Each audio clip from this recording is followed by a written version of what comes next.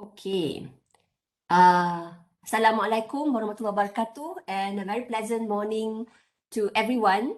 Thank you for making it early this morning to join a very, for me, a very meaningful session of having an industry in the classroom. Because today I am so happy, I'm so proud of myself to have managed to drag in an old friend of mine. And I basically, for me, I think it's very meaningful to have him because he has so much to share with you guys. I have told him that this doesn't have to be a formal session. He can be very formal, but I hope he'll be a bit more relaxed for this session, because it's more about sharing. It's more about inspiring you guys with the things that he has done, that he is doing. And what he plans to do in the future, and also to give you guys an exposure on how it's like outside to be working in on things related to human-plant relations, as well as when it comes to giving value to biodiversity resources. So those are both exactly in his portfolio. I will tell you a bit about what I'm not going to do a CV sort of read. I would like him to, I would insist that he explains more his CV to us. I'll just tell you that Surin is a friend of mine who I met many years ago when we were both very young. I think half my life probably more than, yeah. More than 20 years, yeah. Yeah. So I've known him when I was working with MNS. I had a short stint in MNS, but I knew him better when I was volunteering in the Selangor branch of MNS, which is probably the most active branch then, and I assume still today. And Surin, I think by then has already been a seasoned EXCO member, because he's been around for so long in MNS. And at that time, he was working for WWF Malaysia. And it's very interesting to note that, a lot of people work in conservation, but they don't have time to actually volunteer in conservation. And Surin does both. I mean, he gives his working time, most of his week, to conservation, because with WWF, and on his free time, he gives it again to conservation, because he volunteers for Malaysian Native Society, which is sometimes for me it's really admirable, because we always fear I always consider it as a burnout sometimes, because you deal with it every day. You might not want to deal with it on your free time, but he did it, and I think he still does it. So it's amazing. And I remember we almost became colleagues. He actually wanted me to join WWF, I recall that. But I resisted because I wanted to go and join academia, because I thought it was my calling. And I think I made the right choice, because otherwise I probably won't have you here now. And I'm happy to say as well that at least we share an alumni. He did his postgrad studies in University of Edinburgh a little bit just before I started my PhD there. So, and most important thing is that he loves plants. It's amazing when you look at, he collects old books, and especially books on Malaysian stuff, Malaysiana, I guess. And it's amazing the stuff that he actually dish out every time we're talking about something, some organism, either an animal or a plant. He'll pop out a page from a book that he has collected that is from ages ago. And for me, I love, you guys know I love history. He's like, I hope that he puts me on his will. If anything happens to him, touch wood, I hope nothing happens to you. But I hope if because everybody dies one day, either you before me or whatever, you can have my collection. I hope he will consider me for his collection. So that's Surin for me, who's now working for ProForest, which is a consultancy establishment that provides advice. But he'll tell you more about that in his own, on his own. And also he's a member of IUCN Committee on Protected Areas, which I think is a very important council, because it basically provides some direction, or also put priorities on how we should safeguard some of our important ecosystems for the benefit of mankind in general, as well as other non-mankind. So please, without me speaking anymore, welcome Mr. Surin Suksuwan. You have the floor. Thank you, Joanna. I must say that must be the the nicest and most amusing introduction that I've listened to. Most of the time, people just read my CV, which can be a bit boring. But I think you've given a lot of personal context there as well. A bit of a walk down memory lane as well.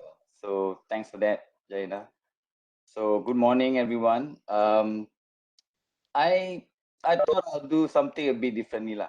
Because yeah, I mean, I'm happy to also share with you my own personal experience and the work that I do, my day job, which is, as Jana has mentioned,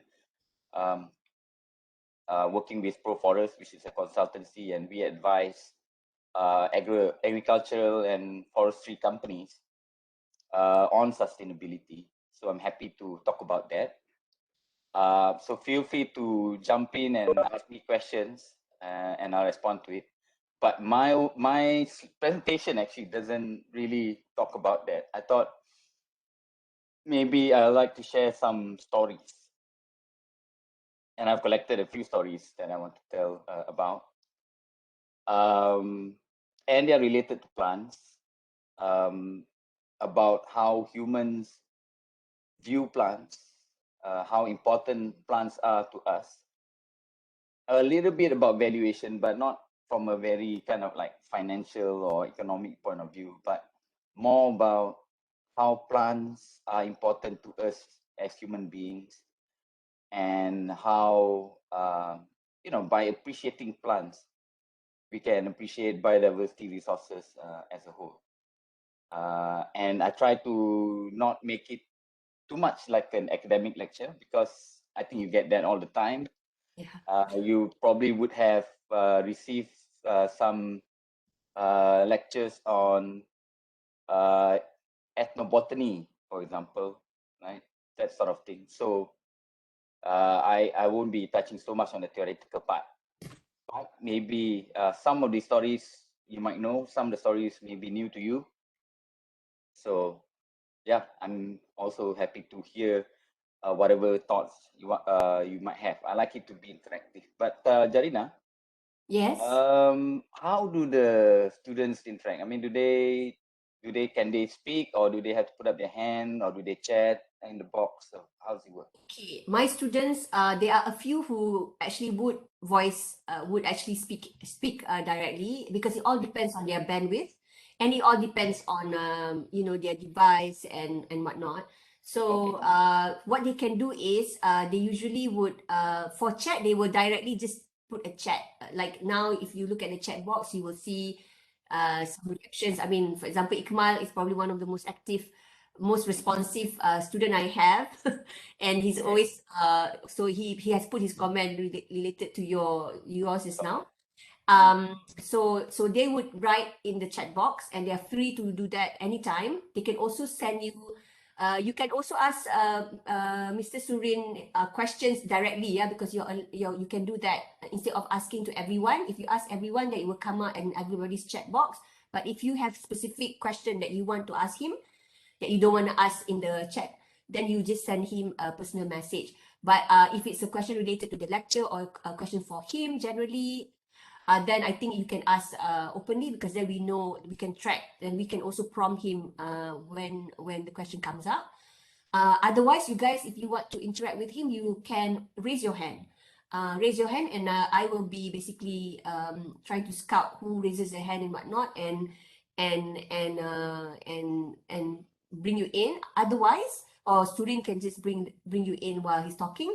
Or you can, if we don't, then you just barge in. It's fine. Just say, excuse me, can I ask a question? I think that's fine, right, Surin? Sure. Let's keep it informal. Just pretend that we are in a warung kopi, and just Yes. chatting. And if you want to ask a question, just go ahead and do it. You want to raise your hand, you can chat. And Jarina, you know, because I won't be able to see the chat box all the time. Yes, So I will be if I do prompting you. miss, yeah, you can prompt me. Yeah. Okay. So yeah, I guess we should start. Yeah. All right. So I want to start with a little quiz, but I like quizzes. So let me see if I can get this thing to move. Okay. Right. First of all, I want to test your language. No. Yeah, your kind of your vocabulary a little bit. Specifically bahasa Indonesia. Anybody from Indonesia here or speaks bahasa Indonesia? Can you show like emoticon? Put up your hand, that kind of thing. You guys can do reactions. Put your Reactions. your Yeah. hands. Yep, they can. So anybody is good at bahasa Indonesia, then we can play this game. Okay, right. So I'll let you I'll let you know why I'm asking this question soon. Right, but basically these are common fruits and one vegetable. We can talk a bit about that as well. If you're not sure what is the difference about between vegetable and fruit, I'm happy to answer that question because I get that question all the time. But let's do this little quiz first. So for each of the fruits in bahasa Malaysia, then I like to get the answer in bahasa Indonesia, and you can type your chat there. I mean, just a little bit of background in case you're not sure. What is the difference between bahasa Malaysia and bahasa Indonesia?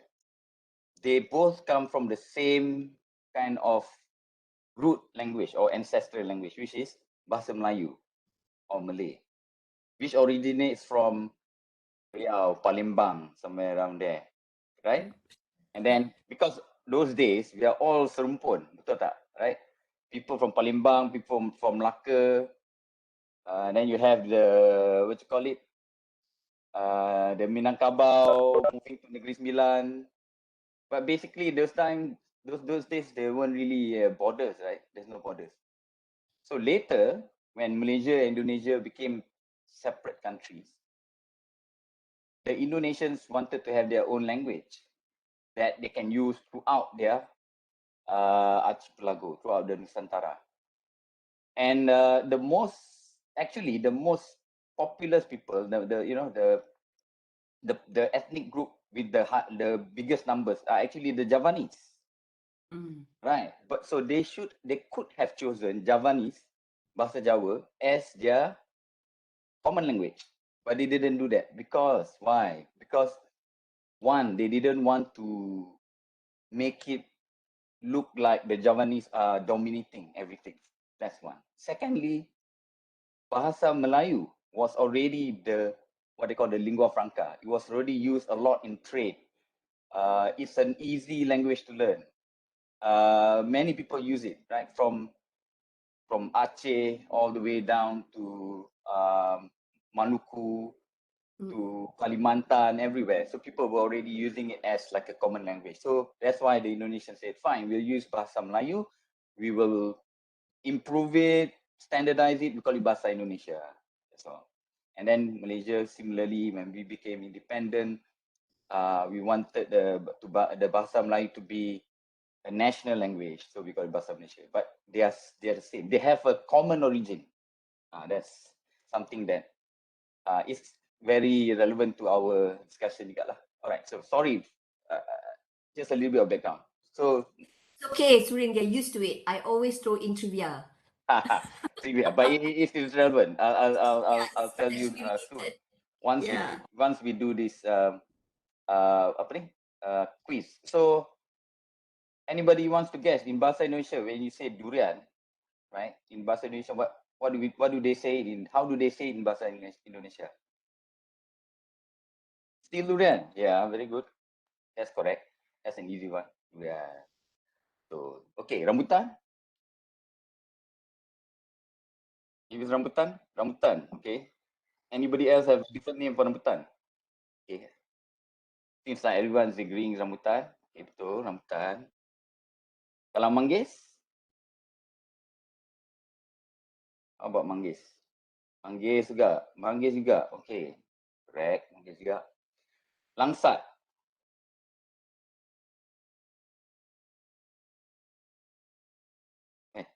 Suddenly everyone quiet. Okay, it's still langsat. Yes, it's not a trick question. Yes, it's still langsat. Pisang.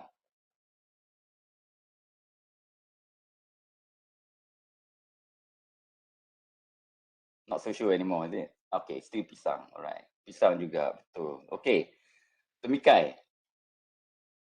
Everybody been to Indonesia tak? Have you been to Semangka? Correct. Say. Oh, tak juga. Semangka. Oh, betul. Yeah, you're right. Semangka. Wah, some of you know how to speak bahasa Indonesia. Semangka. Why is it different? How come durian is the same? Rambutan is the same. Manggis, langsat, pisang datang pada temikai, suddenly become semangka. What's happening here? Next one, betik. In bahasa Indonesia, what is betik? I know some of you may be Googling it lah, I think. That's why. Tak apa. I mean, whether you get it right or wrong, you're not going to get any extra credits. Enough, we're not going to give extra credit for that, right? So, betik. Tak apalah, you nak Google tak apa. Okay, what's the answer for betik?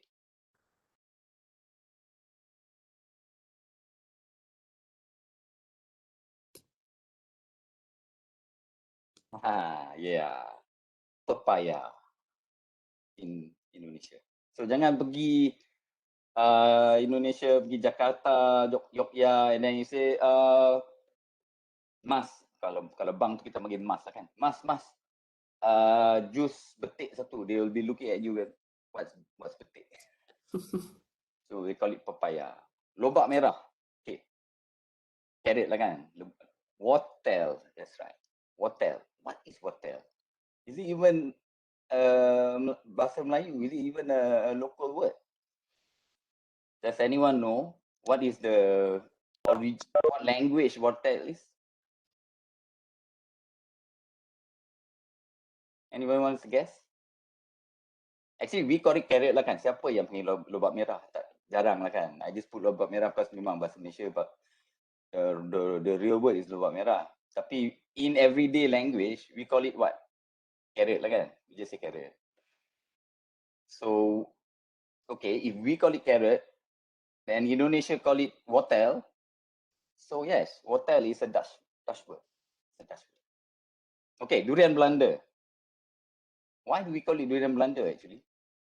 Because it looks like durian, betul tak? Looks like durian. So maybe the person that brought the durian is the orang Belanda. Not to say that the durian tu nampak macam orang Belanda, tak. I mean, kalau monyet Belanda je lah, mungkin kan hidung dia besar. So that's why we say, okay, monyet Belanda. Tapi durian Belanda takkanlah durian tu nampak macam orang. Tak. We call it durian Belanda because orang Belanda yang bawa the durian, that durian Belanda to us. Okay. And bahasa Indonesia ni apa? What's the Indonesian word for durian Belanda? Sirsa. Okay. Okay, so do you start to get a picture here? Right, when I ask you the question, which of these fruits or vegetables are local and which are foreign? So the theory is like this. If they are local fruits or vegetables, it would be the same in Bahasa Malaysia or Bahasa Indonesia. Why? Because the word is old. The word came from the time when it was still one area, serantau, before we split into different countries. But if the word is different, that means that the fruits came later. Betul tak? That's why tembikai is semangka. Because the tembikai came after we split. Right. And papaya and so on. So you can tell whether a plant is of local origin. Sometimes, not all the time. Sometimes it doesn't work. But from this simple exercise, you can see that many of our common fruits, even fruits that we consider to be local, are actually not local. They actually came from somewhere else. So tembikai, for example, betik, kan? I mean, it seems so local to us. You go to every kampung, there's somebody planting betik. But it was actually brought in by Portuguese, the Dutch, the British. So prior to the 16th century, there were no betik in Malaysia. Even chili, we didn't have chili. That was also brought in by the colonials. Okay? Right. So before I move on to the next slide, does anybody want to know what's the difference between fruit and vegetable? Can I see some reaction? You want to hear that story or we move on? Okay. Ma wants to know. Zarina, you know the answer? I think I do because I get that as well. I think Okay. they have to grow on trees, right? Okay. So fruits and vegetables, they both are from plants, betul tak? Fruit, a fruit is a part of the plant, betul? You agree, right? I think some of you will be taking like botany and all that, right? So before it becomes a fruit, what is it before? Where did the fruit come from? Oh, It comes from the flower, isn't it? yeah. You have the flower gets pollinated, then the flower turns into a fruit. Okay, so a fruit is a part of a plant. Simple answer, fruit is part of a plant. A vegetable, is it part of a plant? Is it a specific part of the plant? Try to think of the vegetables that you eat, right? So you eat the kangkong. Okay, I mean when you eat, you have to think what part of the plant, yeah. Jangan makan je. You have to know what you eat lah. So when you eat kangkong, what part of the plant is it? Is the leaves and the batang also, right? You eat the stem as well. Okay, that's the kangkong. When you're eating the carrot, the wattle, what part of the plant is it? The stem. Is it underground or above ground? Underground. So it's actually the root, part of the root. Okay. This one is the toughest one for most people. Tomato. Is that a fruit or is it a plant? I mean a vegetable. It's a fruit. Yeah, clearly it's a fruit. It's part of the plant. It's the fruit part of the plant. But is it also a vegetable? I think most people will say, yeah, because why? You use it in a certain way, right? So, okay, here's the difference. Fruits are a part of a plant. It's biological. It's like, a physical part of a plant, right? Whereas vegetables, it can be any part of the plant, but it refers to how you use the plant. That's why you call it a vegetable. If you use it for cooking, then you call it a vegetable. Plant fruits you don't normally cook. I mean, you can also cook the fruit lah. You can turn it into a jam, for example, or something, right? But you can also eat it raw. Right? So fruits are anatomical part of the plant, can be functional as well, but vegetables are purely functional. Right? It doesn't matter which part of the plant, but you use it for a certain purpose. That's why it's called a vegetable. And yes, something can be both a fruit and a vegetable at the same time. Okay. All right. Let's move on. Let's see. All right. Okay. So, and this might be the only kind of academic slide that I have in the whole presentation. And I have it because so that I don't forget the numbers, because I can't remember numbers, right? So the point here about crops means plants that are used for the purpose of, for the benefit of humans, right? There are many plants out there, millions of plants in the world. Not all are being used by humans. The ones that we use, we tend to call them crops. The ones that we actually harvest, the ones that we plant, we use the fruits, we use the grains, the roots, whatever. We call them crops. Okay. So there are many hundreds of thousands of flowering plants, but only 10% have actually been used for medicinal or agricultural purposes. So we are only using a very small part of plant resources. Yeah. But crop diversity is very important for food security because we are dependent on the plant. They form a big chunk of our food supplies. Can you imagine trying to have a diet without the plants? Without meat, that's normal, right? A lot of people are vegetarian. You can survive without meat, right? You can substitute your meat with tofu or mushroom or whatever, right? But can you survive by just eating other things but not plants? Try that for a week and see. I think you'll get sick. Yeah.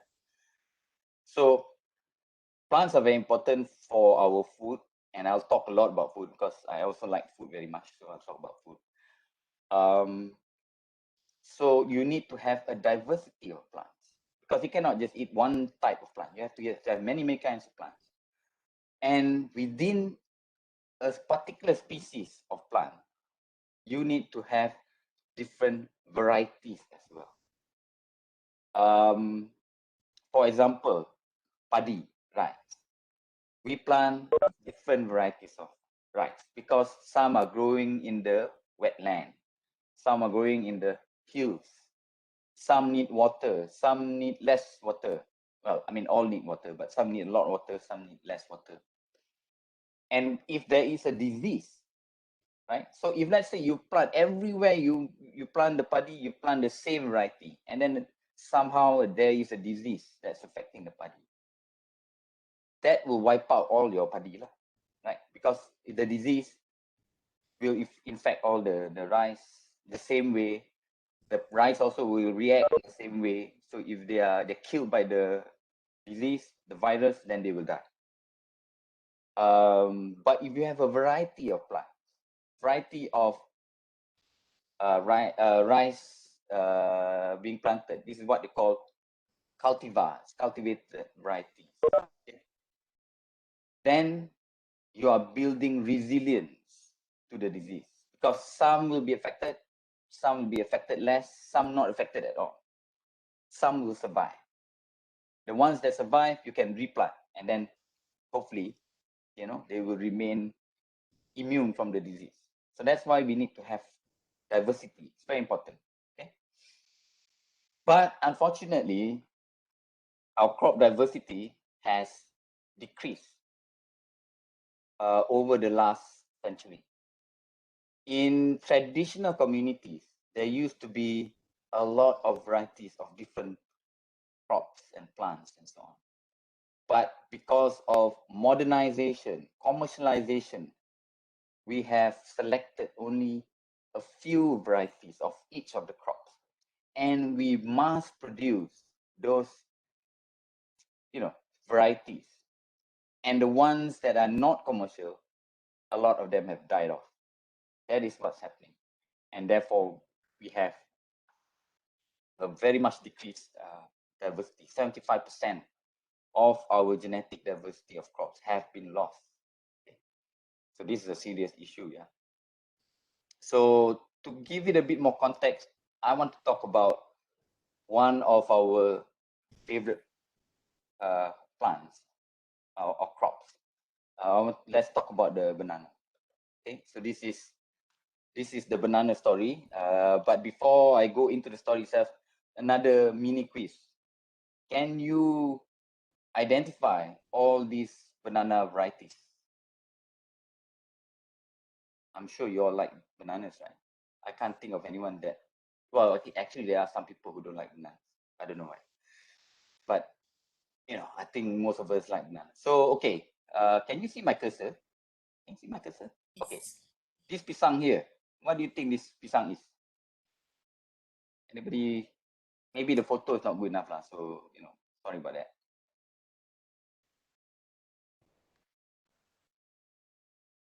Anybody wants to guess what pisang? Okay, I start off with something very simple first, so that, it's easy to guess. This one here. This one here, okay? This one is pisang berangan. Right, everybody knows that. Okay. because that's one of the most common ones. Oh, sorry. Trying to see the chat. Oh, nobody's guessing. No. They all only eat Cavendish. They only eat Cavendish. We'll talk about that. This is relevant to the story. Why are we eating Cavendish? Okay. So this is berangan. This is actually it's pisang embun. Embun. Oh, okay. I Pisang thought it embun. was Sorry lah, rice. because with the photo you can't really tell the scale. Actually, pisang embun is small, kan? Smaller. So this is to Hey, scale? Is this to not scale? really. Not really. I mean, the scale is shown in the ruler, but it's not. Okay. It's not clear enough. So Hmm. maybe I should have shown the photos one by one lah. Right. Okay. So this is pisang embun. This one is pisang abu. Right. You normally use it to make goreng pisang. Yeah. Pisang. Yeah. I wish I have some goreng pisang. And this one is pisang ras tali. You can see the muncung dia macam runcing sikit. Yeah. Narrows at the base. But yeah, I mean the photos are not so good. But I have to thank Casey Ng for his paper. He wrote a very interesting paper about cultivated bananas. So I borrowed some of his photos lah for this talk. Okay. So I mean just to illustrate that there are many varieties of banana. But as Jarina has mentioned, all of you end up eating this banana, the Cavendish. Why? Because I also don't know why. Actually, I don't like it because it's a bit tasteless. Do you agree? Yeah. But it looks nice lah, cosmetically from outside. Wow, the skin is so smooth. There are no black dots, right? So we are actually following the orang putih because the orang putih, I mean, what they know about bananas lah kan? Bananas is something that they just import from elsewhere. They don't plant bananas, so they want bananas that look nice, and to them, it's big, smooth skin, blemish free, yellow, looks attractive. They look at the outside, so they say, okay, this is a good banana, and we want to plant. We want to buy more of it. So the rest of the world will follow, and we just end up supplying Cavendish bananas. So what has happened now is that I think something like, I don't know, some crazy number, 80-90% of all bananas being sold in the world is a Cavendish banana. And the strange thing is that we have so many varieties of bananas, right? So how do we end up eating the Cavendish? That's the part that I don't get, because maybe we are following the trend. Oh, everybody eats Cavendish, we also eat Cavendish lah. But it's also got to do with supply and demand, supply chain, because as I mentioned just now, more people are buying. I mean, the demand in the West, in Europe, is for Cavendish, so more people plant Cavendish bananas, and when they plant it in big amounts, the price drops. Right? It becomes cheaper. It becomes more available, and sometimes we want to get the supply from the kampong is quite difficult, right? Yes. We are staying in KL, the pisang is in don't know what kampong, few hundred kilometers away. It gets spoiled along the way, blah blah blah. Cavendish, they harvest when it's very green. They pack it with, wrap it in whatever nitrogen gas or whatever it is, so that it doesn't ripen quickly. They transport it around the world. You can stay on the ship, in the storage compartment for weeks, right? While it travels from the farm to the port, transported to the supermarket, and only when it reaches the market starts to change color into yellow. So just nice. So it's got to do with that as well. It's about reliability, about convenience, So that's how we end up eating Cavendish. Surin, I may add, it's very Yeah. interesting. I have a friend, I remember more than 20 years ago, my friends from uni who came to Malaysia for the first time, he was so amazed at the variety of banana. I remember taking him to the market and he said, the bananas, there's so much, and they're so tasty. So that's the thing as well, which is very ironic that we have this so much bananas, local bananas that are, suitable for different things. Like this is a snack banana, this is Yeah.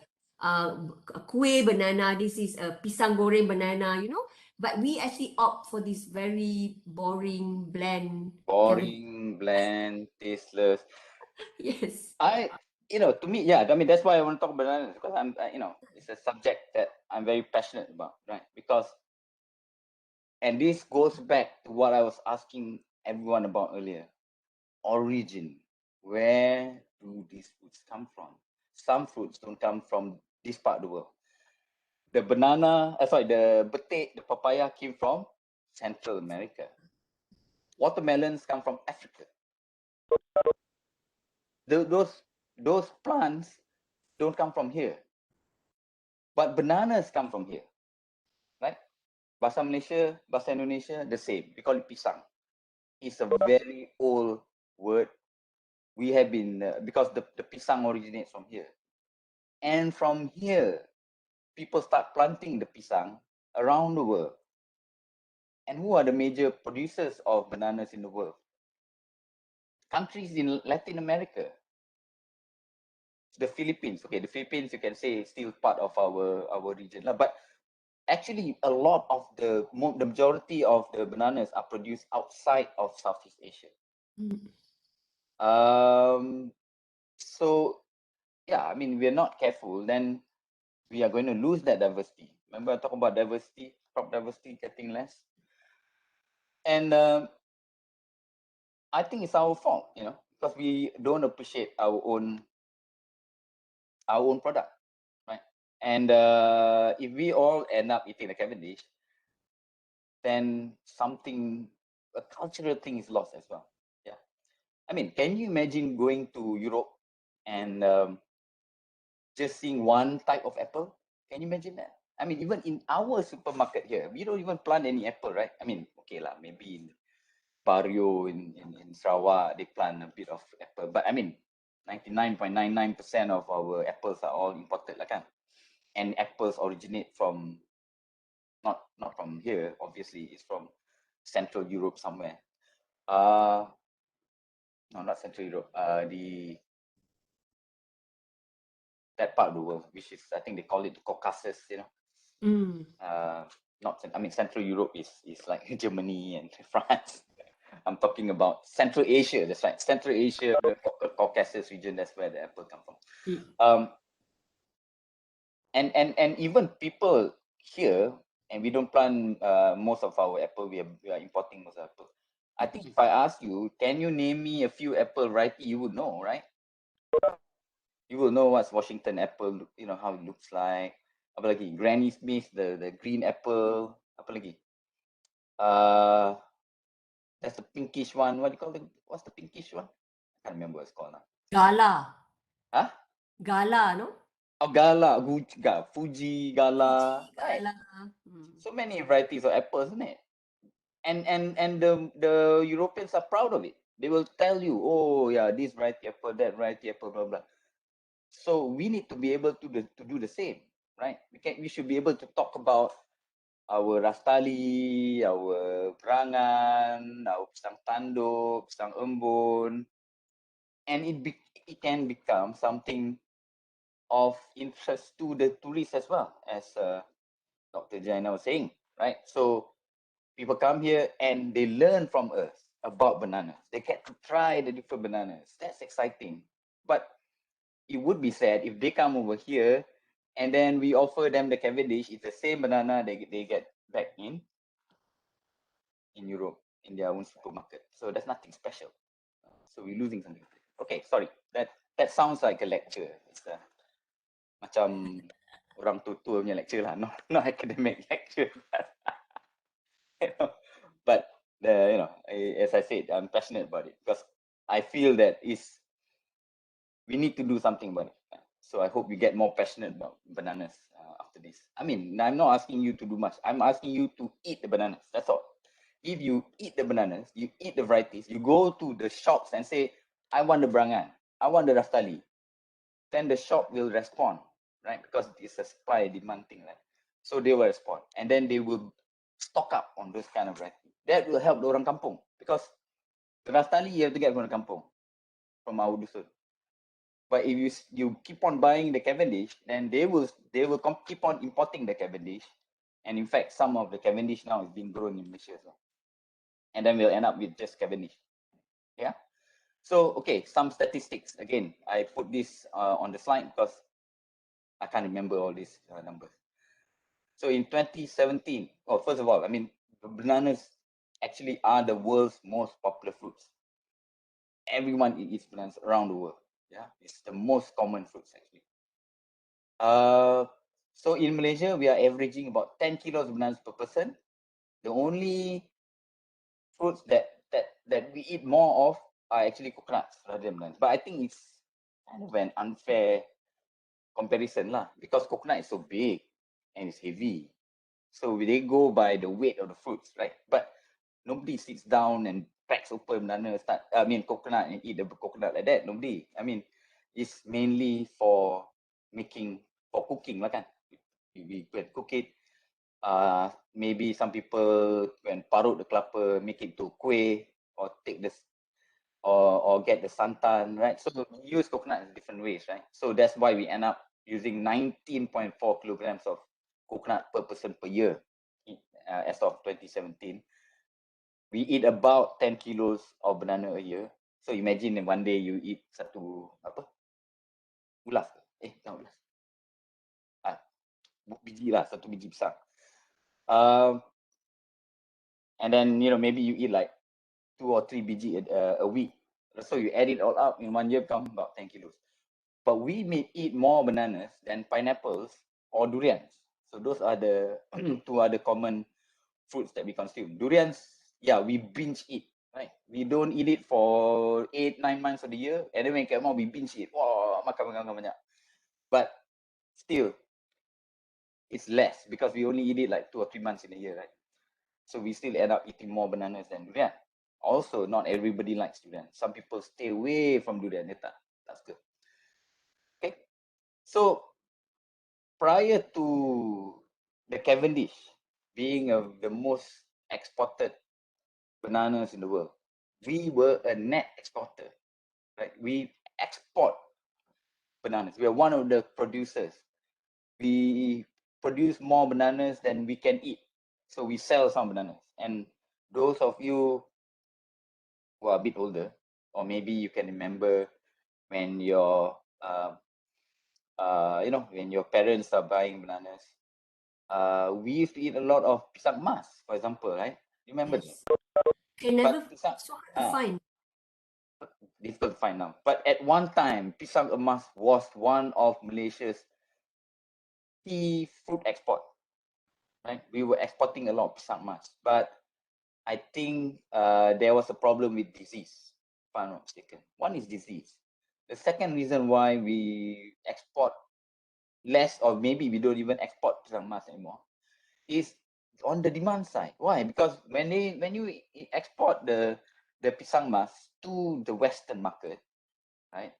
They look at it and say, what is this? Small, kan? You have to peel so many, right? Whereas Cavendish, I peel one banana, it's quite a lot. I eat one banana pun dah kenyang dah. Kalau pisang emas, you have to peel, and you eat like 4 or 5, then only you get the same kind of volume as the Cavendish. Right?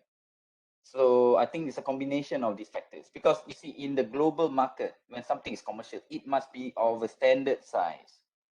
It must be, it's a lot to do with supply chain. I mean, and this is maybe the kind of industrial side of my talk lah, because you say industry in the classroom, right? Yeah. There are many reasons why some products become successful and some other products not successful. So if you try to become an entrepreneur as well, you're making a good product. I mean, to you or to your friends, you're making something tasty, right? Let's say you're making something to sell lah. Could be whatever lah, bergedil ke, or you're making cake lapis ke, whatever, right? You're making something tasty. It's nice. But somehow it doesn't take off. It doesn't become commercial. It doesn't become a commercial success. Why? Because there's a lot of reasons. Maybe it doesn't last. Packaging is a problem. Kan, you buat cake, you bagi kat kawan, sedap lah. Tapi you buat kek, you kena bungkus, you kena post it to your client, your customer, right? And then silap-silap hari bulan you guna certain courier service. I won't say which one lah, but there's one very notorious. You hantar 10 kek lapis, yang sampai 7 je, 3 dia orang dah balun. That happens. My own personal experience lah. I ordered serunding.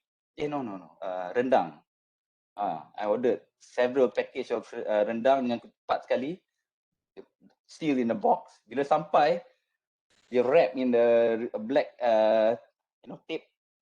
Kap, tengok ada lubang dalam kotak. And then 3 of the rendang packets have disappeared. Kena cukai. Ada cukai. So kalau you memang guna courier service, you mungkin tahulah which courier service is it. I won't mention names, but at your own risk lah. Okay, never mind. That's a diversion. So packaging and all these things, supply chain is very important. That's why even though we had a good product, right, we have a pisang mask, but it didn't become successful. The market still wants the Cavendish. Why? Because it's a certain size, certain shape. They want the color, they want the smooth skin, blah blah. Pisang mas, bila dia dah masak, adalah nampak hitam-hitam sikit, right? And doesn't look so attractive anymore, right? So that's the reason lah. So we end up now being a net importer of bananas.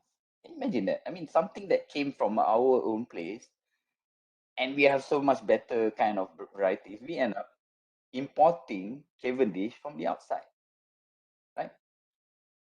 So yeah, I mean that's the story of banana. What else do I need to say about bananas? I think I said a lot about bananas actually, right? Oh, okay, some industry figures as well, so that it fulfills your this economic valuation part of your cost.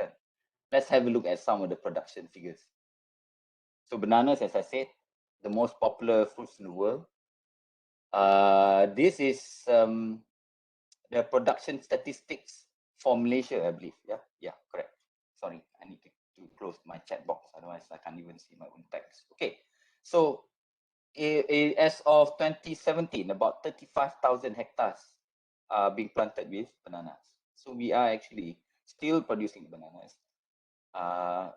I suspect a lot of the bananas that a lot of the farms that used to plant pisang mas or berangan now switching to Cavendish because the demand is there, right? And then the second spot is pineapple, nanas, mostly in Johor.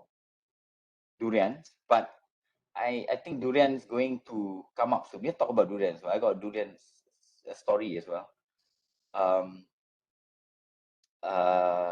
So you can see as of 2017, there's less area. There is less area planted with durian, about 210,000 hectares compared to about 40.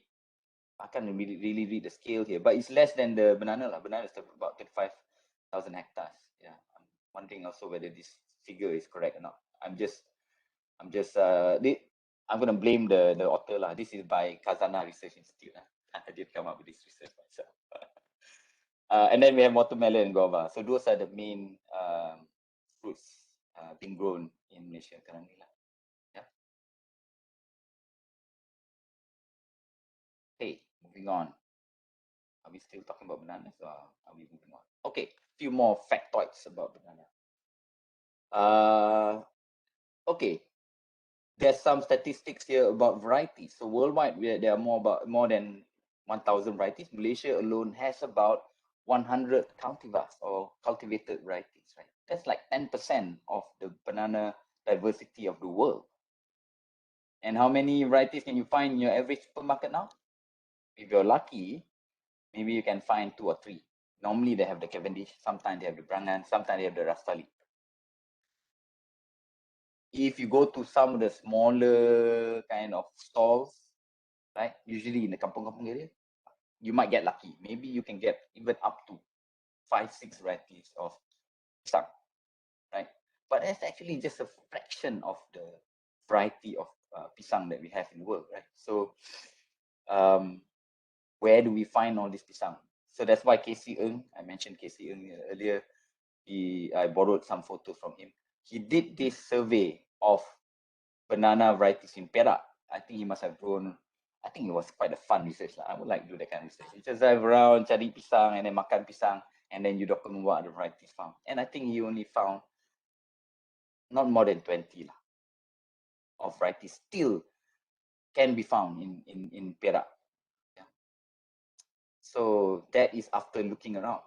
So that means that most of our varieties actually are very, very difficult to find right now. Okay, enough about pisang. Now we talk about durian. Okay, what's the story about durian? Okay, it's kind of similar like the pisang story. I don't have any facts and figures because yeah, we couldn't find the relevant data. But basically, what is when I say durian now, what is the next word that comes to mind? What do you associate durian with, right? Or if I let me be more okay, expensive. Yeah, I know that. No, talking about varieties. Which variety comes immediately to mind? And I think everybody would think the same variety now, right? Because it's so dominant, right? So the durian is the king of fruits, betul? The king of the durian is the musang king. Oh, mak kata D24, but I think most people will be more familiar with musang king. Betul tak? So the musang king is like the king of kings. Betul tak? Betul tak? I even have a friend. He works for Saim Dabi, an old friend of mine. Nothing to do with Saim Dabi. I just mentioned that because he's currently working there. The last durian season, I was talking about durian in my WhatsApp group, old friends, right? Talking about durian. He said, I asked, and he's based in Pekanbaru in Indonesia right now. So I asked him, oh, are you eating any durians there? And his answer is, no, I don't eat durians here. To me, the only durian is musang king. Right? That's how popular it is. He only eats musang king because he doesn't want to waste his time. Other durians don't match up. Sedap. Dia makan musang king je. Okay, I mean that's fine. That's his opinion. But Surin, that's a common opinion now. That's why I call myself a non-discriminating durian eater. I mean, Sad. it also has to do with status and affordability lah kan, right? I mean, how many people can afford musang king? Maybe in KL because we have higher salaries, and maybe because we don't eat durian that often, so we don't eat durian all the time. Once in a while kita rasa nak makan durian, we go for the best lah kan. We don't mind paying a bit more to get better quality fruit, so we pay. But if you go to the kampung, most kampung, dia orang tak makan musang king. Why? Because one, durian kampung lagi murah, much more affordable. And secondly, kalau dia orang ada musang king, dia orang tak makan, dia jual. They will jual to the orang bodoh kat KL. Sorry, just for fun, not say that we are bodoh lah. So basically, what is happening with banana can happen to the durian, right? Remember the chart I showed just now? Durian punya area is not very much, not much of our land being planted by durian, but that's changing because in the past we have the durian being planted in the kampung. That's our main supply chain. The lorry will pick up from the kampung, and some of these kampung durian farm might be quite small, 2-3 ekar je kan, or relong or whatever we call it. And then they have the village collector. They go and collect the durian from all the villages in the kampung.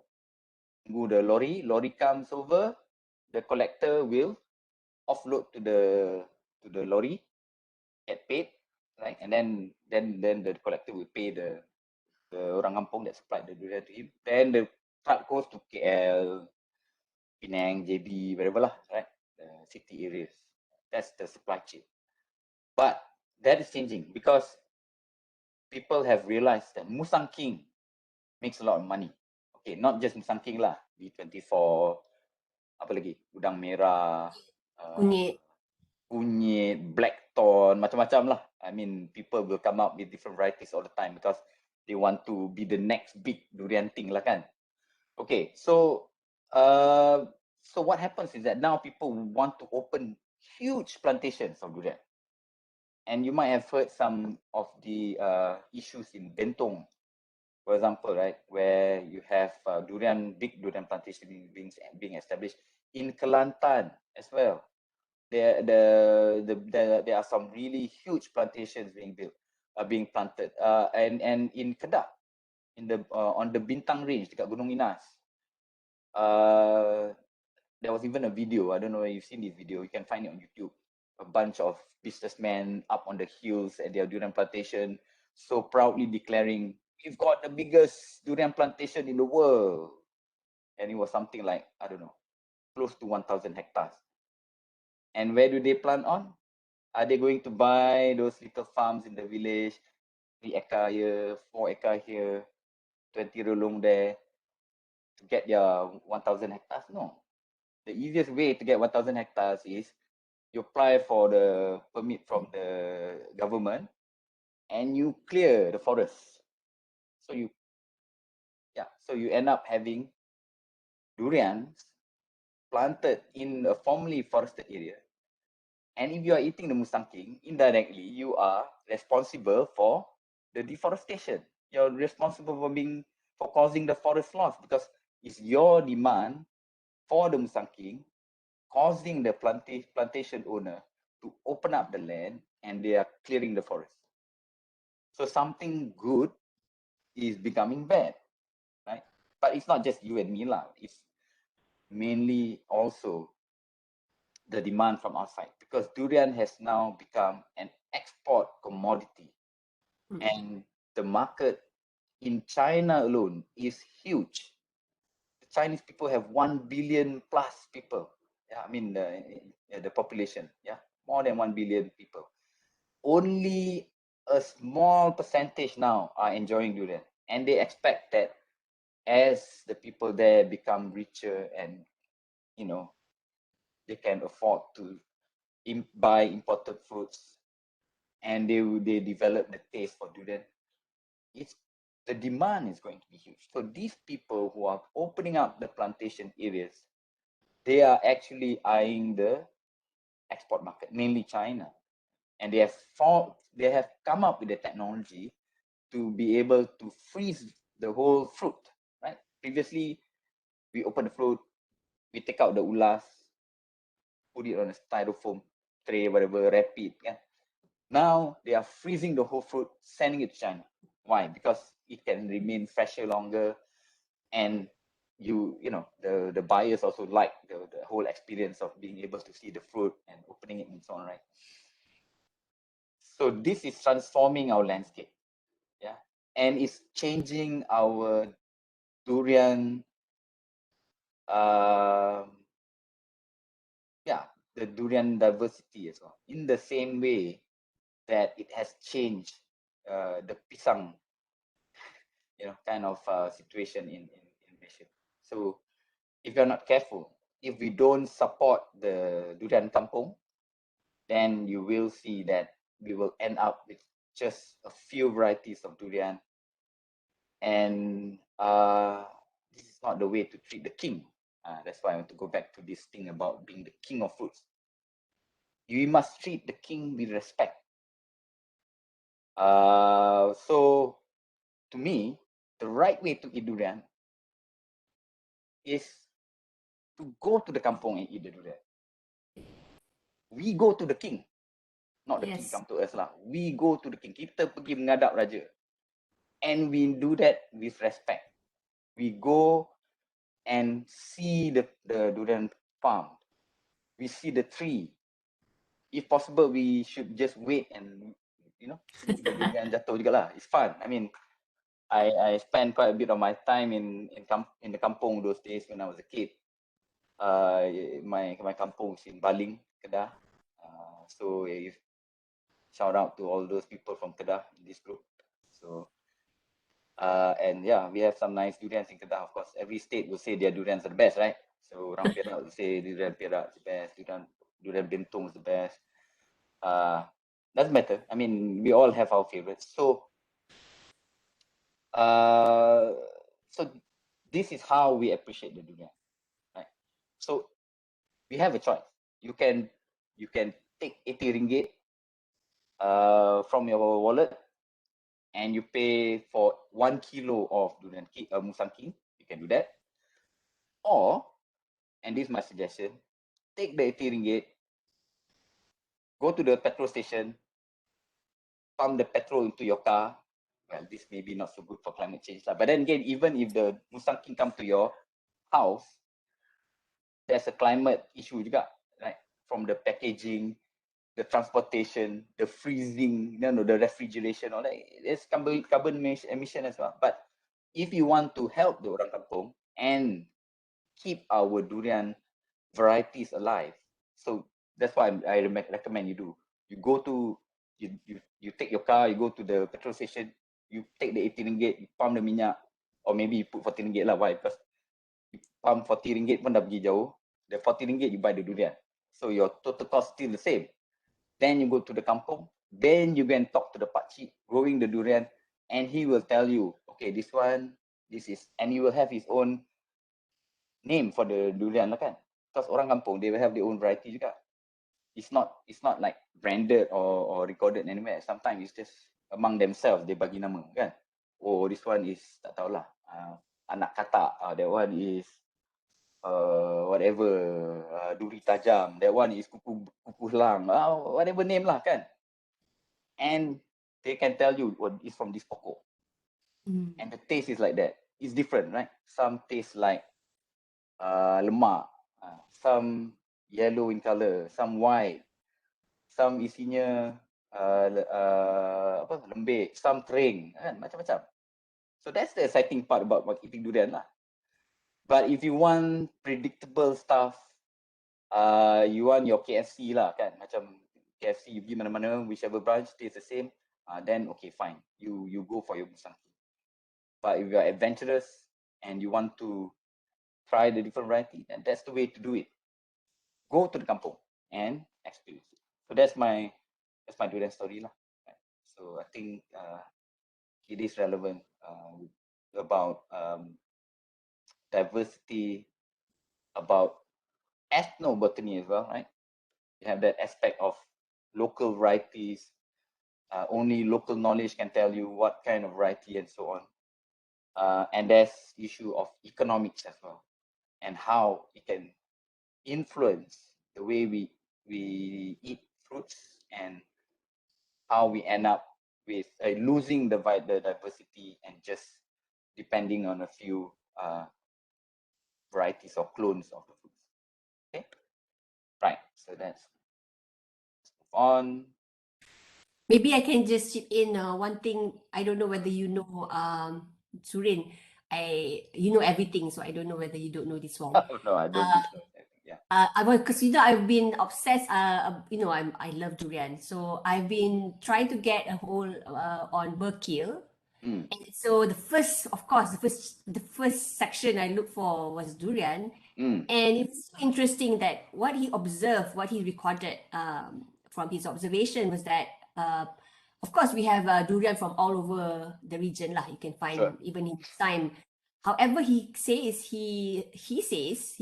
that Peninsular Malaysia still has the best variety then, and they said that people would actually come and really they will eat the durian, and then the most precious thing they will bring home is actually the biji durian, yes, biji durian, and we know that durian kampung is interesting because actually it's with the biji you can't really get exactly the same as the parent tree, right? But it is still the best hope that they have, that they bring home with them. And another thing that was interesting is that, I don't know whether this is true or not, maybe you know better, he claims that for some reason, durian does not really, distribution is not as wide, that wide until Myanmar. He says, he claims that the border ends at around Tenasserim. And so he said that the King of Burma actually has a special team. Every year during the durian season, he has a special team that actually specifically their task is to convoy durian from Thailand, from Peninsula Malaysia to the court because they don't have that abundance or that much durian or the variety we have here. So that was very interesting for me. And of course, I agree. When I thought about the tick as well, last time we don't have tick. It stopped somewhere. And so durian, guys, especially those in the second year, it's a very interesting topic, and we'll talk about that as well. I think probably we'll touch a bit more. So in agroforestry, I just wanted to say one of the things that why we have to support kampung durian is because most of the kampung durians come from old orchards. And in old orchards, orang kampung, they don't do monoculture. They don't believe in just one plant. It's a very modern market thing, you know. In that last time you do variety, you do diversity because you know that fruits have seasons. So you don't want to be depending on just one crop because then you can only eat that season, right? So you have diversity in crop because then you say, oh, this one you makan early the year and this one you eat in the middle of the year and that one you can rely on at the end of the year. So you have food security in that sense. So this is why, and when you have that, your plantation, your orchard is more diverse, and they also support other stuff, the things that they eat. You know, they plant some ginger that they take maybe just for the flowers or the stem. They plant herbs, you know. They plant papayas, bananas, you know. So this is why I would always say the saddest thing for me is to see all these old orchards abandoned or on, you know, just losing value because they actually are the best thing we have to sustainable for agriculture, and it's so funny that our elders knew it, but we somehow have just forgotten how to take care of the land. So we call it in Malay, we call it berbudi pada tanah because that's what you do. The soil gives you so much, the earth gives you so much. The least you can do is to respect it, to actually give back. And how do you give back? Simple, just plant the trees. Make sure that your crop activities, crop planting and whatnot does not harm. Itu je. You berbudi pada tanah, tak payah tak bagi apa-apa pun. You have to be respectful. That's all. I think that Surin mentioned as well. Respect the durian. And I wanted to say as well, what's the point of being a king if there's no rakyat? Right? I mean, Right. kalau you tak ada durian kampung, you tak ada all the other varieties, you king apa? You only one. You're the only one. There's no king. King has to have dia punya rakyat. So you need your court, you need your apa ni, rakyat biasa lah kan marhai ni. So that's why you need diversity. If you love Musang King, any one of you, I don't mind, you know, I'm not discriminating, but I prefer kampung. But I'm telling you, then you make sure that your king has rakyat. Yeah, back to you, Surin. Sorry. Thanks, Jenna. And that is good that you mentioned Dusun because the next topic or subtopic that I want to cover is actually about the traditional ways of growing things and, you know, the variety of fruits and vegetables that we get. Right. So, you know, these photos I took from various. These are not from Google image. Yeah, I mean, those are all photos of mine, and these 3 photos all taken from the same place. This was actually in Cambodia, right? So one of the things that I really like to do whenever I visit somewhere to go traveling is I like to visit the market. Because you learn so much, right? I mean, some people they like theme parks. Okay, tak apa lah, you go to Disneyland or whatever, you can do that. But if you have the time and the interest, go to the local market and just be amazed by the variety of things that you can see in the market. Some may be familiar to you, like some of these fruits in the photos you might recognize.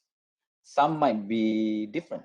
Okay, so look at these vegetables here. I mean, this one looks like it's kind of, I think it's the lily flower. So they are using it, they are eating it, right? We don't normally eat lily flower. I mean, water lily, yeah, not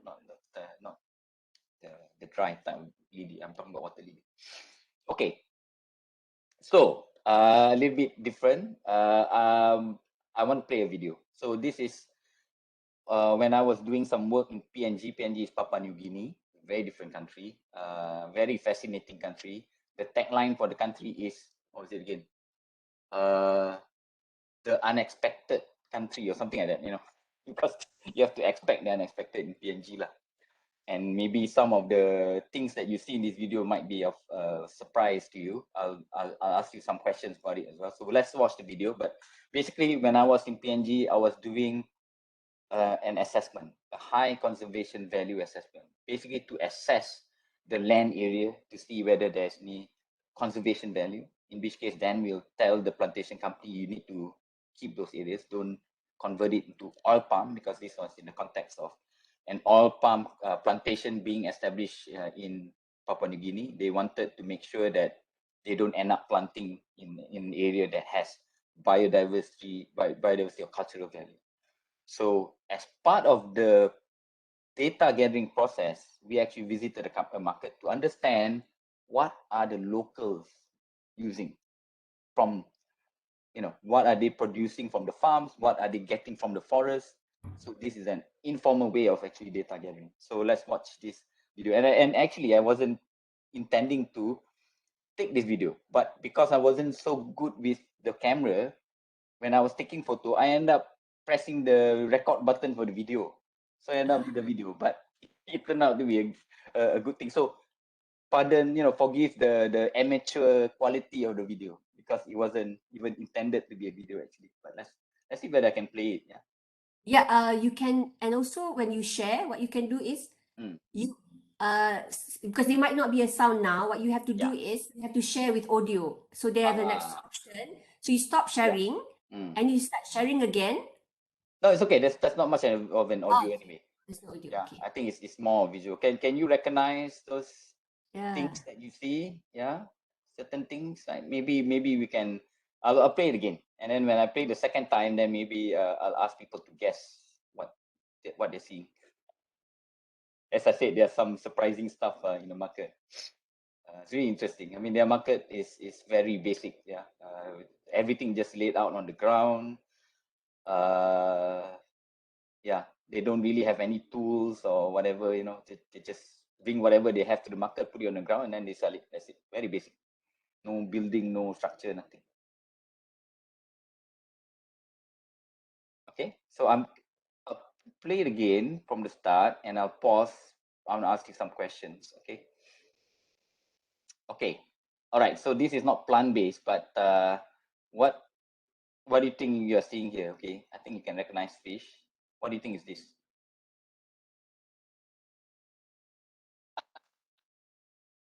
It's a kind of road. I think it's a bandicoot. It's a small mammal, but they eat it.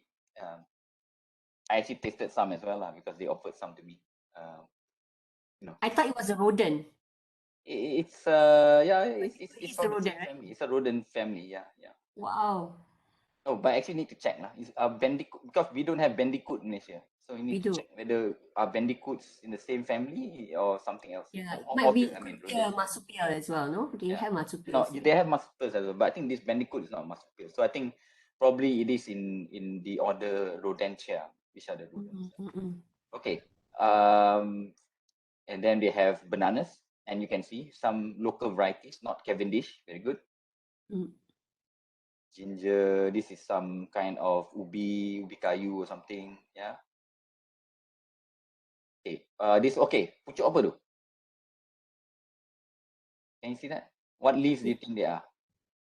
Is it papaya? Pumpkin? I think Pumpkin so. or some gourd? I think some kind of pumpkin or gourd kind of Oh, I leaf. think Right? if it's you know, they eat a lot of that, what you call Japanese, you know, Japanese gourd. Yeah, but yeah, I'm not so sure, but yeah, I mean, it could be that, but it could be pumpkin as well. I think they do plant a lot of pumpkin, because they actually like the pumpkin fruit. So that probably is the pumpkin leaves. Okay. All right. Okay, we were there just now. Sorry, I kind of like had to restart the video. That's another bandicoot, poor little fella. Normally they just slice the cut open the bandicoot, put it on the fire. That's it. Okay. Now I want to ask you a question about this. Can you see that? What do you think is that? What do you think is that? What do you And think, maybe guys? put some answers in your chat box. What do you think? Oh, alamak. Because I can't see the chat at the same time. Maybe Jarina, you can help. Yeah, nobody's answering. They're just so. They just Already. any suggestion? No, What is that? so far. What is that?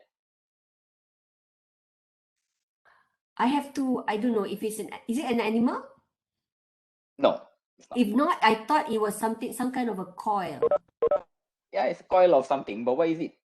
Okay, Eliza says it's like a rope. I thought it was a rope at first. Yeah, I thought But it's a then, coconut. You know, from the coconut fiber. no, it's not intestine.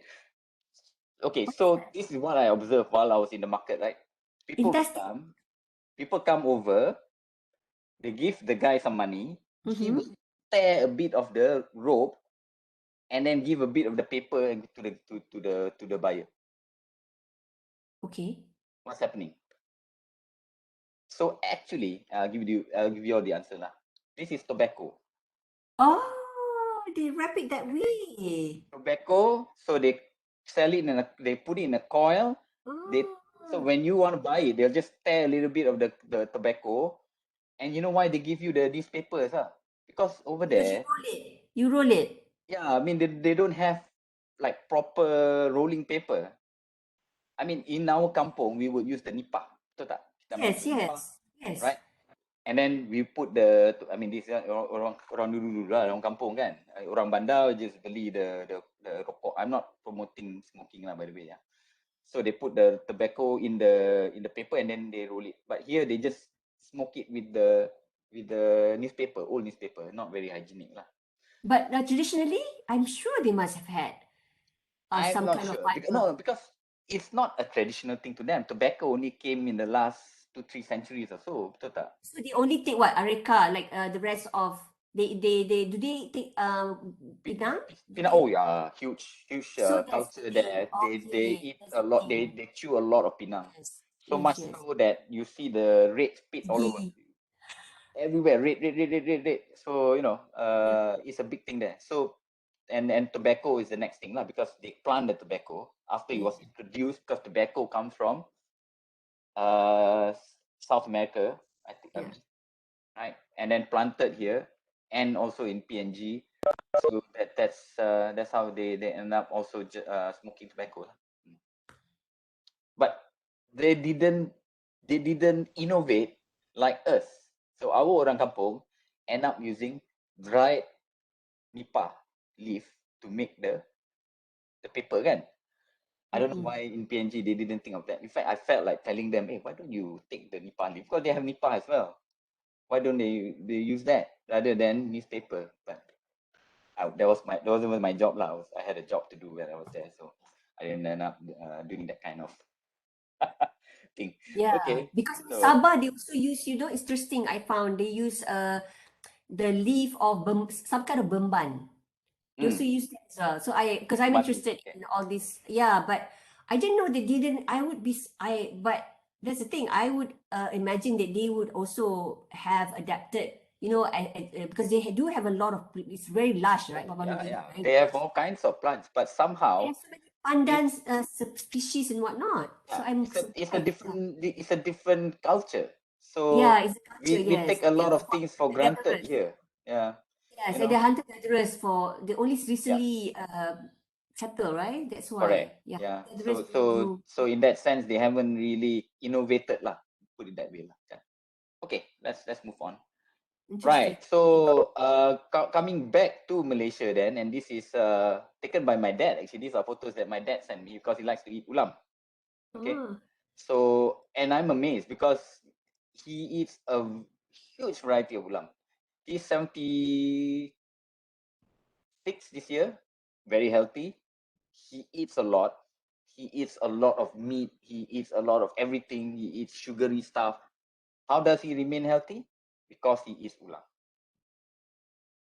So that's interesting, right? Because when you eat ulam, you get all these kind of nutrients. You can still, and these nutrients can counter some of the toxins that you find in your body. So I suspect, I mean, of course, it's not scientifically proven. I have not run tests on my dad, but basically I believe that is the ulam that is keeping him in good condition, basically. And you can see here some of the ulam items, typical. Every day he will eat different kind of ulam, whatever that he can find around his dusun area. He'll pick a little bit of that. So the menu changes every day. So these are from 2 different days, yeah. So I'll give the answers because it might take too long to ask you one by one. Yeah. Otherwise, I don't finish all my stories. Yeah. What time is it, by the way? I got It's another half an hour. 9:30. Yeah, you have Okay. time.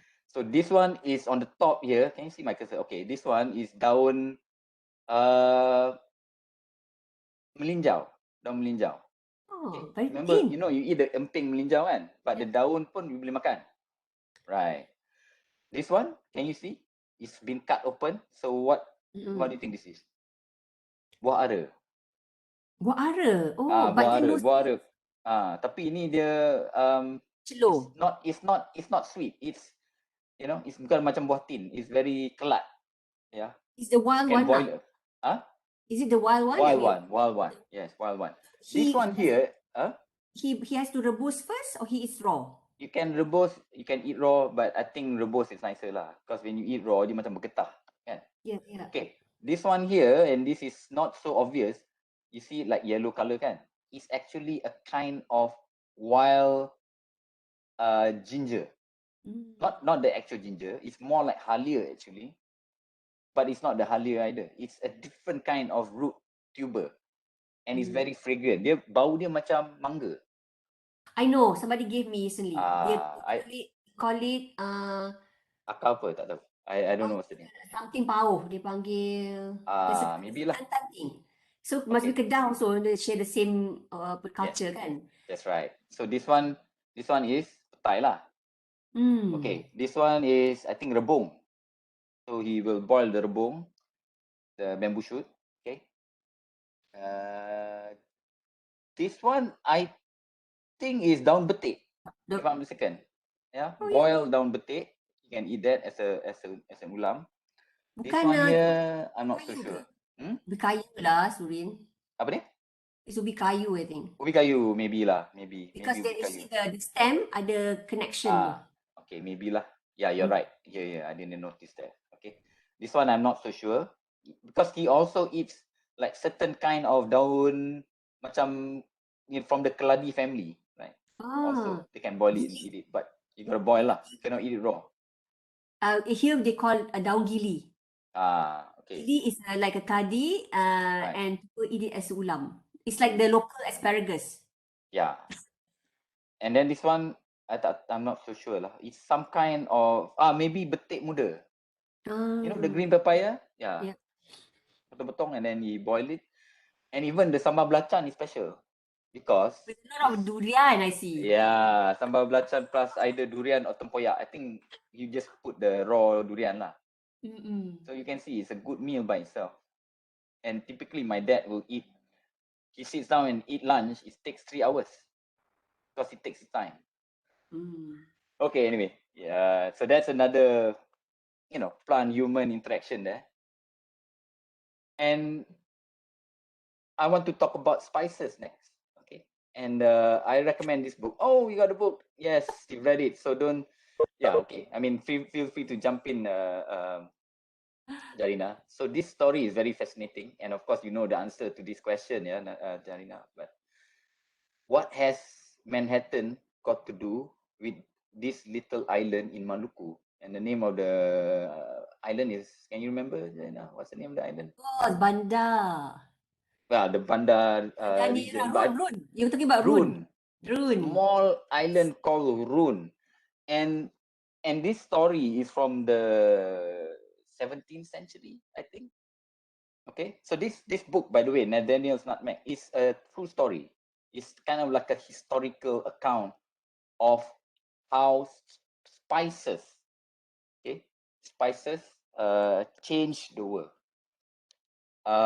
It is mainly because of the spices that the European people came to Southeast Asia, because they were searching for these spices, because the spices were so valuable at the time.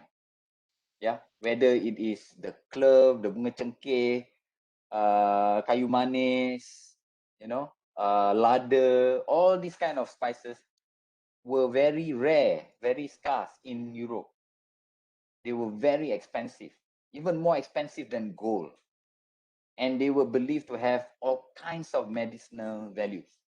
And the most valuable spice at that time was the nutmeg, buah pala. So we eat the buah kan, we eat the buah, the white part. That's the buah, the crunchy, bit sweet kan. The Europeans were more after the, I don't know where you can see in this illustration. There's this red coating around the flesh. That part of the nutmeg is called mace, M-A-C-E, mace. That part of the nutmeg, they believe to have a lot of medicinal properties. They use it to preserve meat. They use it to treat. Oh, sorry. I've got Berkil there as well, Darina. Oh, I can't. Hang on. Many windows. Okay, back to Nadia. So they use it to treat diseases and so on. So people from Europe were sending out ships, expeditions to find where these spices are being grown so that they can control the market. So it's about trade as well, right? It's about commercialization. It's about monopolizing the trade. So the Portuguese were competing with the Dutch, competing with the English and the Spanish, whatever. They were all scrambling to come over here to control the spice market. Because if you control the spice, you can control the world. I mean, this is a bit like Dune, like how you watch the movie Dune. It's about spice, right? So nutmeg in this Nusantara or Southeast Asia is mainly from Maluku. Okay. I know that we can get buah pala in Penang also lah. I'll tell you why it end up in Penang lah. This part of the story kan. So they finally tracked down, right? They went to Malacca first. They asked around, where did you get this thing? They traced this back to down up the supply chain. Finally, they ended up in Maluku, and it's been a long while since I read this book lah. So correct me if I'm wrong, Jarina. But basically, the British got to the supply source first.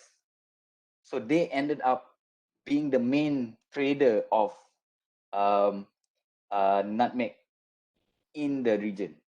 So the other European powers, the Dutch, the Portuguese, the Spanish, whatever, have to buy the nutmeg from the British. They didn't like that. So they even have wars over it. So in the end, what happened was that the Dutch, the orang Belanda, the Dutch, managed to take over most parts of the islands, most of the Nusantara islands, which are now part of Indonesia. The only island that didn't manage to get was Rune. Okay, the island of Rune in the Maluku, and this was being controlled by the British. There's this guy by the name of Nathaniel. He's kind of the hero of the story, the British guy who defended that island together with his men for many years. So that frustrated the Dutch people, because to them it's like, if we cannot have a monopoly of the nutmeg, we will not be able to control the market and get rich, right? Because people can still buy from the British. They want to have total monopoly, that everyone must buy from them. They can control the price. They can put whatever price that they want. So after like a long period of time, battles, and nobody's winning, finally they decided to trade.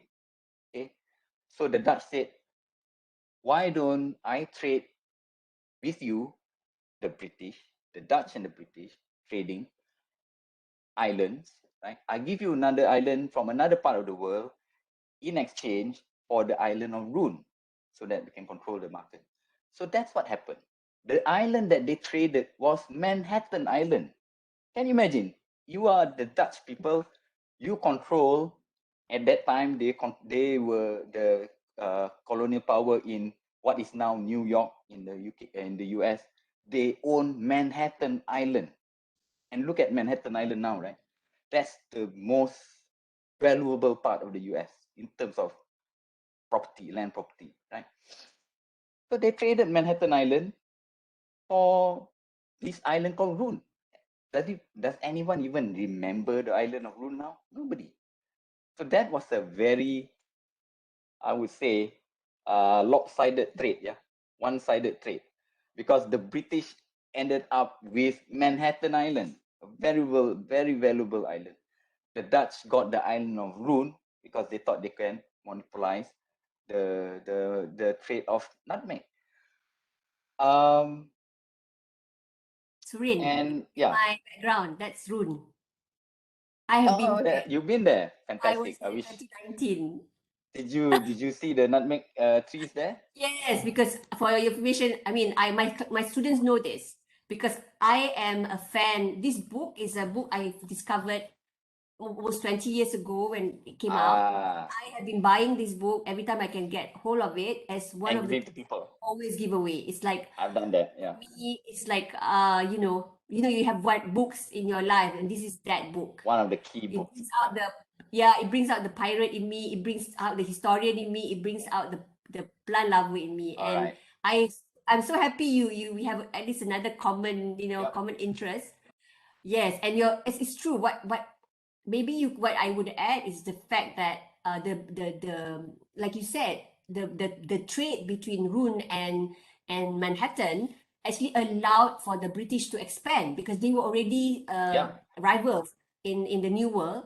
But when they got Manhattan, the English were able to focus on their expansion of the Western US then, the Western Board, and that's how they managed to go further and became now. That's why they speak English in US. Otherwise, they would be speaking Dutch. That's right. And the thing is, why the Dutch, the poor Dutch,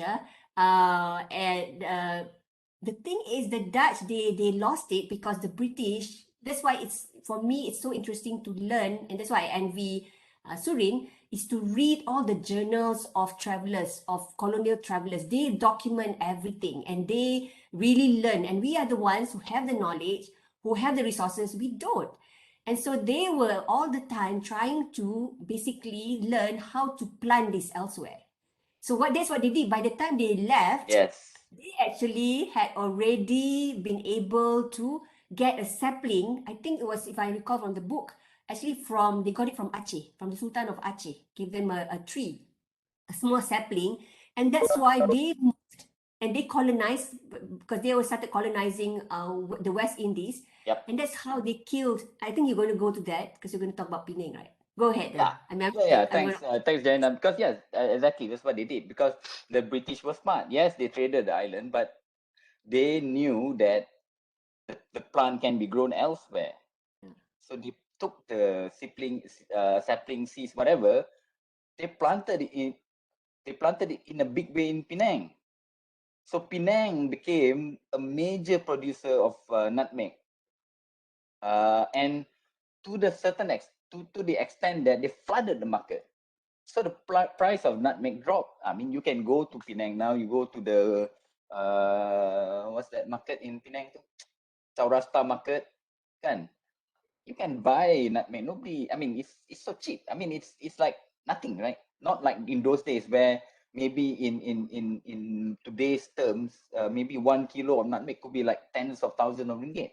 But because they planted it in a big way, those days they just rely on the wild plants that are found in the Maluku, right? The British planted it in a big way, and you had plantations, nutmeg plantations in Penang.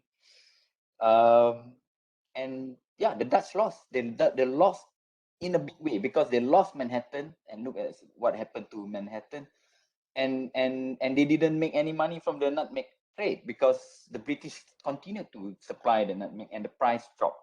Okay, so there are many lessons to be learned here. I'll just close this story with another kind of interesting factoid. So Manhattan is now part of New York, right? And why is it New York? Because York is an old city in the UK, right? So they like to call everything new something like kan. New Zealand or New Guinea, new. So New York, right? They have the old York in the UK, so they have New York. But what was the old name of New York? New Amsterdam, no, before New that. Amsterdam. So it was Yeah. New Amsterdam, but the British took over New Amsterdam. They traded it for Rune, and that's why New York is called New York, right? So plants can change the world. Yeah. We're talking about one single plant here. We're talking about the nutmeg, and it changed the world. So yeah, there are many stories like that actually. But this nutmeg one, I think, is the most fascinating because Yes. it's we are part of that story, right? We're part of the story. We're part of the Nusantara, and we are part of the Penang connection as well. How we ended up being the major producer of nutmeg, and we basically just killed the industry. Yeah. So read that book. Borrow it from Dr. Jaina if you can. Yes, I've been talking about this. They would know because I You think have told the story before. yes, because we were talking about just before this the break of the SEM, we were doing agriculture, and the Okay. topic is actually on the importance of, because actually it's the most applied part of ethnobotany, agriculture. So of course I highlight this story because the reason to bring the fact that the reason why the Europeans tried so hard to come to our region is actually to conquer the world, is actually for the spice. And how ironic that actually even Columbus actually was trying to get here. If it wasn't for that, Get away. they would never have discovered Yep. the Americas. Yep. That's why they call it the West Indies, Correct. right? So So actually, we the plants again caused the discovery of America. Right? yes, exactly. So it's a fascinating, and that's why I always in Malaysia it's ironic that we don't buah pala, we still go. We really remember buah pala as something you go Penang mesti bawa balik buah pala Yes. jeruk or Yeah. something. And so we have that culture, but the problem is nutmeg was very precious at that time because they didn't have any better way to preserve meat and Preserve it. whatnot. Yeah. So it was believed to preserve meat, and of course the rich people can afford meat, so that's why they wanted it. It was also believed to have medicinal properties, can cure so many diseases and whatnot. So that's why it's also converted by the rich. But it's also so now because we have refrigeration, we have all the different kinds of condiments. So I mean, you don't use nutmeg so much in your life. So and in Malaysia we don't use the mace. We No, use not much. more the buah pala, right? The buah pala. And I think this it goes back to the story that you were saying. I mean, your most important message in a sense that we decide what happens to the plant through our utilization. So people still grow in Penang. They still grow nutmeg actually. Surprisingly more than they actually take care of their pinang tree, which I find very ironic. Yeah. I'm so frustrated when I go to Georgetown and I always see a plastic Where's the Penang Penang? tree. Yeah, Where's the yeah, Penang? Right? Exactly. yeah, yeah, And yeah. yeah, and so, but they still, and just wanted to share another anecdote when I was there, and it was for me, for people who know me, it was a landmark moment in my life because I've always wanted to go to Bandar for 20 years. I've been dreaming of Bandar. So when I got there, I was so jubilant, and I got there just before the COVID. Okay, 2019, Wow. November, December. You should do a Yeah. slideshow of your I trip. should, I should. Would I was, love that's why I to. said, oh, I Yeah. should just show you that. And maybe next trip you come with us. It's because it's so amazing. The fact that, and I was staying at a place, so this is connection still, Penang contributes.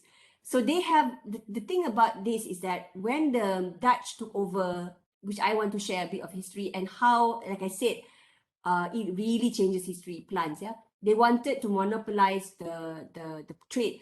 And the reason why, actually, a little bit of a clarification on the story of the history is just that when the Bandanis have always traded, even before the Europeans, they have traded with the Arabs, they have traded with the Chinese, they have traded with the Malays in the archipelago. Usually the people, because Malay traders, yeah, they are seafarers from Malacca especially, they would come all the way there and they are traders. That's why they use Malay language because it would, the biggest emporium for a long time was actually Malacca. So Malacca people, they speak bahasa Melayu because they are from Palembang, right? Origin of Yeah, they're from place. there. So they speak that language. It became the lingua franca. But the thing is, so they have been trading. They're very cosmopolitan, and it's the only place where you can grow nutmeg. This island of Rune, basically.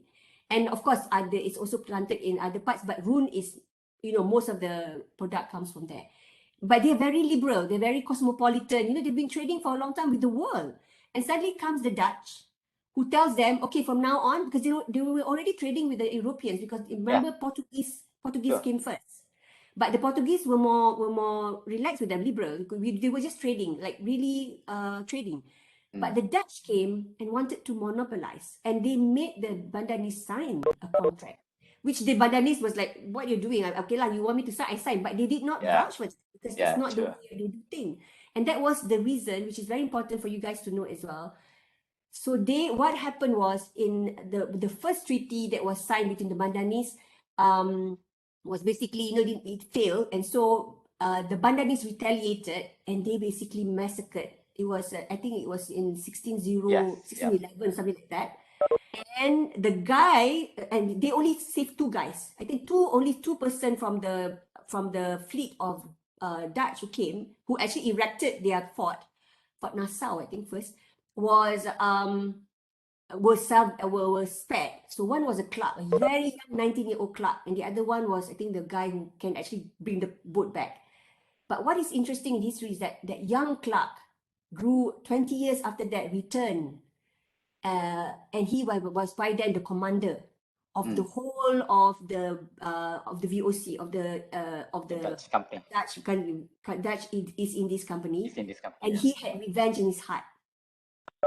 That's why when he came back in 1620s, he actually wanted already to revenge, and that's when, by that time, the English had come. And that's why the Rune was the only place that was left actually because there was a fort. There was a fortress built by the British. Nathaniel and his gang was already there. So they were trying to rally, because the Bandanese, one by one, because Rune is the furthest, yeah? It's amazing, Surin, you have to go. It's the furthest island, and that's why it took them a little bit longer to actually take over Rune. And of course, because they had gunpowder, because the locals don't have, and the massacre. And I just wanted to share, because we are still in 1621. It's the 400 years celebration. It's the 400 years we have to recall the massacre of Banda. In 1621, April 1621, I think they massacred basically almost everybody local who were not able to run away. They were massacred. They only kept a handful, and whoever survived, the Bandanese, the local Bandanese, were shipped away to Jakarta or wherever as slaves. And so they took over, and Banda was really a model for the expansion of the Dutch in the Indonesia, in the archipelago, because before that they were also trying to trade. And then because of what Kern did, he decimated everybody and took over. Actually, it was the Dutch. It was recorded. Yeah, the people back in Amsterdam was shocked by his method, because he brought in Ronan from the Japanese Ronan, who quartered people who were just, it was a bloody thing, but it was effective because they took over. And he was, of course, they were apprehensive. They were not very happy about his method, but they gave him a bonus, because that started the model for taking over island after island in Indonesia. You decimate, and they only brought back I think about 6 Bandanese after that, because then they forgot, how do we take care of this tree? Because they don't know. So they brought back some of the Bandanese as slaves and forced them to teach them how to take care of the tree, how to grow them and everything. But the rest of the workforce were actually either slaves or bound contract workers from all over Indonesia. So now, if you go to Banda, and it's really fascinating, Surin, it's a melting pot. It's just like New York. You have people from different islands of Indonesia. You have people from the Arabs, from Chinese descent, because they've been there for a long time, and you can't find real Bandanese. Actually, they say that's very hard to find original Bandanese, because the only remaining Bandanese by origin are in Pulau Wei. The ones who managed to run, there is a small colony of Bandanese on Pulau Wei, further east, and they have a whole street. They call it the Banda Street.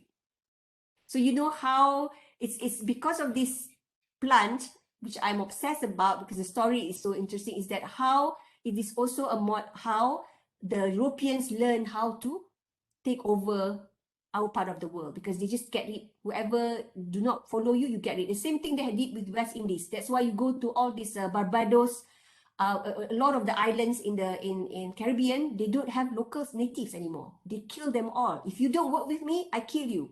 I bring slaves. I bring colonies. The Peconians, yeah, in like that's why it's interesting there. You can still find families from Dutch because they are the Peconian Dutch people who came to become farmers in the tropical archipelago of Indonesia. Back to you. Sorry. That was a really fascinating story. I'm learning from you as well. But okay, I think I only have one last story before we end, and this is about Berkil. our non-timber forest products. And I show this photo of the two books by, well, the book in two volumes by Berkil, which is a dictionary of the economic products of the Malay Peninsula. I think you may still be able to get it from M&S, I'm not sure, but if you can afford it, buy it, because it's such a treasure trove of information. I haven't read the Durian account in there, but I will after this, Zarina. And the other book that I think is really, really important for us to read is Nature and Nation. And this is by Dr. Jayamala Katiri Tambi Wells. It's part of a PhD dissertation. But yeah, so she published this book as well from her PhD research.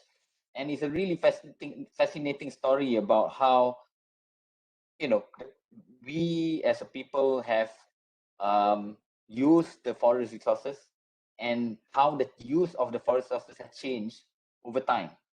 You know, from one that was more dependent on non-timber forest products to focusing on timber products. And I just picked one table from that book just to illustrate the key message of one of the key messages of the book. It's a very thick book actually. I have it with me here. Can't see it because of my background. Yeah, there you go. Right. And if you look at this table, you will see that in 1911, timber, which is a major forest product now, only accounted for at that time $16,000 worth of revenue, and it's less than bamboo. Bamboo is 84,000. Damar is from Resin. some trees, like, you know, resin from crewing and so on, right? Gutta percha. What is gutta percha? I'll tell you that story next time lah, because we ran out of time.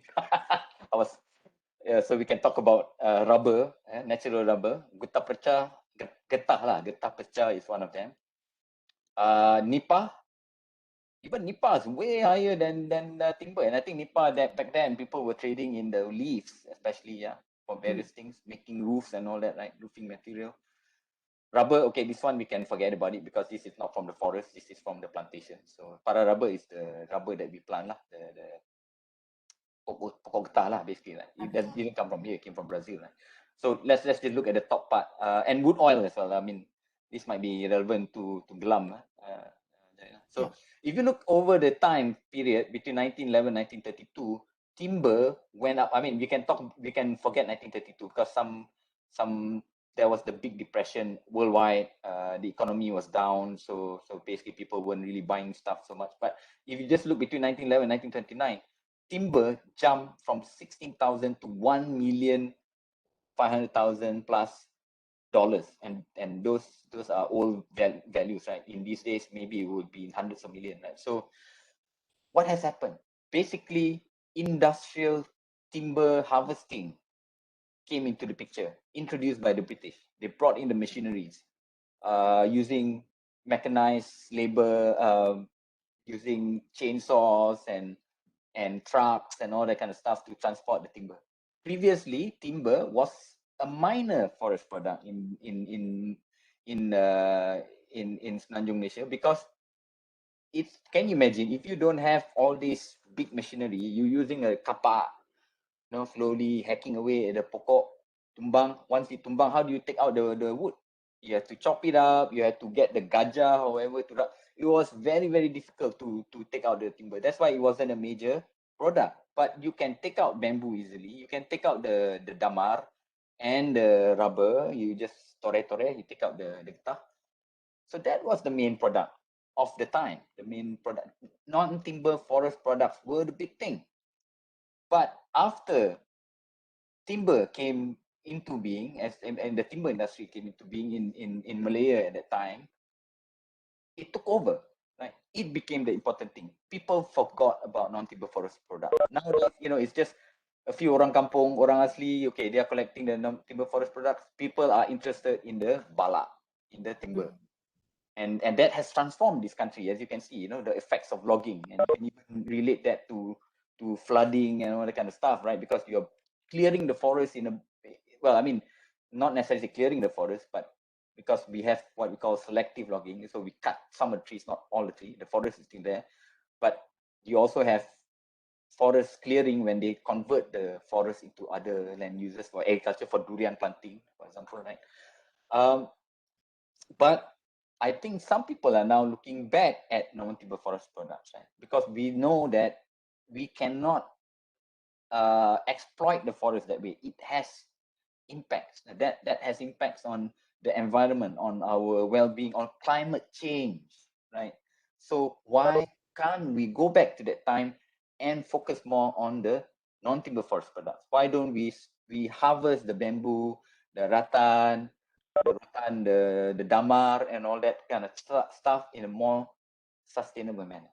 We keep the forest intact, and we take out what they call the minor or non-timber forest products, and reduce our dependence on timber harvesting.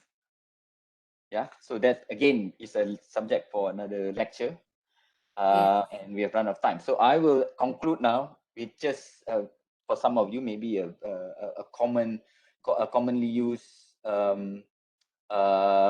quote, right? But I think it's very relevant to our discussion today, because we are talking about values, and I'm not just talking about monetary values.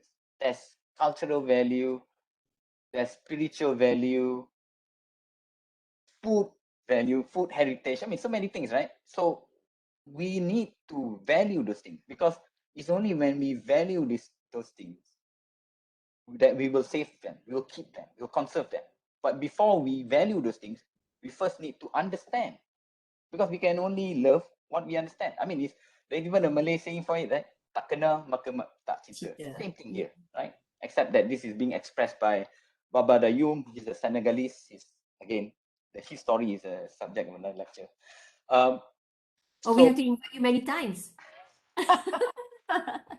We'll see. But my last message here is about connecting or reconnecting with nature, because I think that with urbanization, I mean, 70-80% of the Malaysian population now are living in urbanized areas. We are starting to lose touch with nature. Right? We're forgetting all these things. I mean, whatever that I mentioned to you just now used to be common knowledge.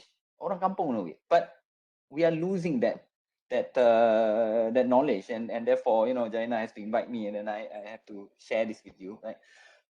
How do we reconnect with nature? To me, it starts with our schooling system. Bring back nature study, not just environmental studies. I know you have environmental studies in your classrooms now, but you talk about recycling, you talk about pollution, water quality. Yeah, that's important. But nature study, because these textbooks, these are my books, but not really mine. I took it from my mom. These are my mom's textbook. When she went to school in the 60s, in the 50s, she studied nature in school. And when you open these books, it talks about the local flora and fauna, how to identify them, those kind of stuff, right? And we are losing that because we're not studying about those things in school. We talk about environment in a very general way, right? To the extent that we cannot even name things properly anymore. And that's why, there's so many mistakes. Diana and I always like to point out the mistakes that are found in even the government documents, right? Instead of putting the hornbill, they put the toucan. Instead of saying biawak, they say iguana. We don't have iguana. Iguana is from Central America, right?